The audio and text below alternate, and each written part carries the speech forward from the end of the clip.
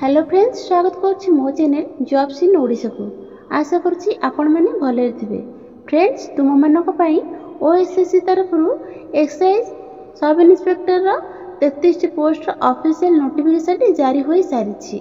एथिरे केउ कैटेगरी रे केतोटी पोस्ट रहबो, आपण माने एहाको किपरि अप्लाई करि परिबे से विषय रे म आपण मानक एही वीडियो माध्यम रे जणाइबी।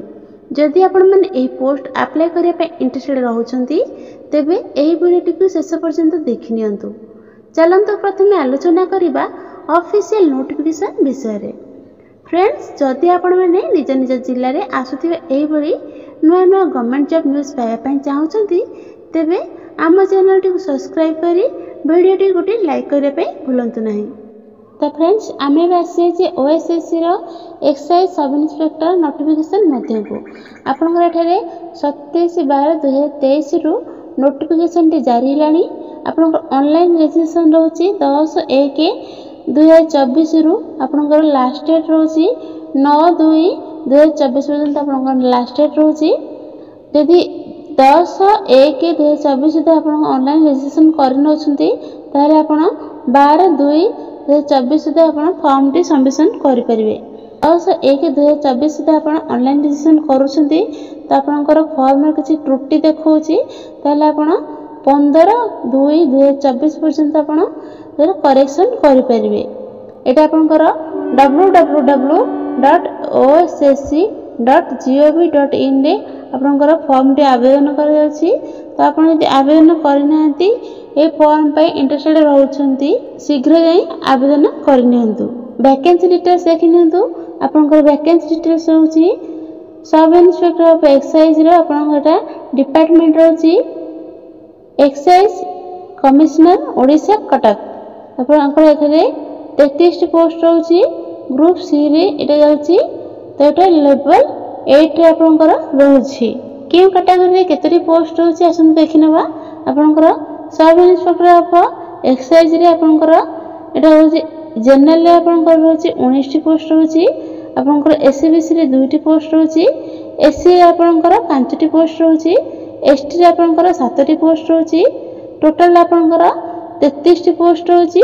वुमेन कैंडिडेट्स मानकर डिवाइड हेची 11 टी पोस्ट तांगर रहउची। एक्स सर्विसमैन मानक पई गोटे पोस्ट आपनकर रहउची। आपण एलिजिबिलिटी क्राइटेरिया देखिनियंतु।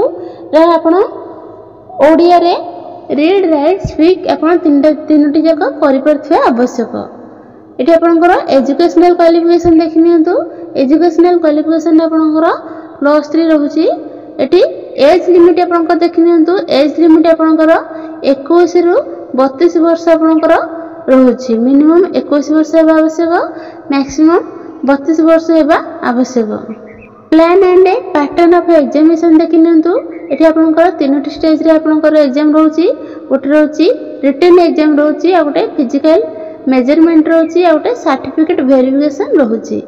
आपनकर जो रिटन एग्जाम रहउची टोटल आपनकर 150 क्वेश्चन रहइबो। सेतरे आपनकर टोटल मार्क रहउची 150। आपनको ड्यूरेशन आपनको दे जाउची 180 मिनिट आपनको ड्यूरेशन दे जाउची। रिटन एग्जाम रे जो एग्जाम हबो तार सिलेबस देखि नियंतु। सिलेबस रे आपनकर जनरल इंग्लिश रहउची, ओडिया लैंग्वेज रहउची, जनरल स्टडीज रहउची। पीडीएफ रे ऑल डिटेल्स देछि।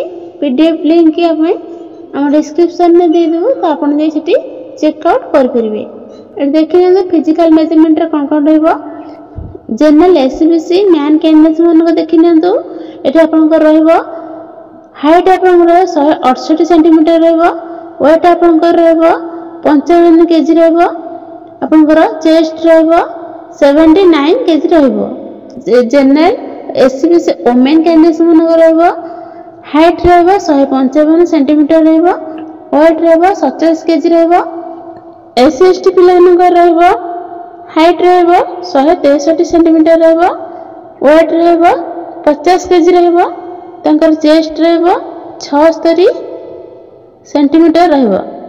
एससी एसटी वुमेन कैंडिडेट्स मानको रहइबो हाइट रहइबो 150 सेंटीमीटर रहइबो। वेट रहइबो 45 केजी रहइबो।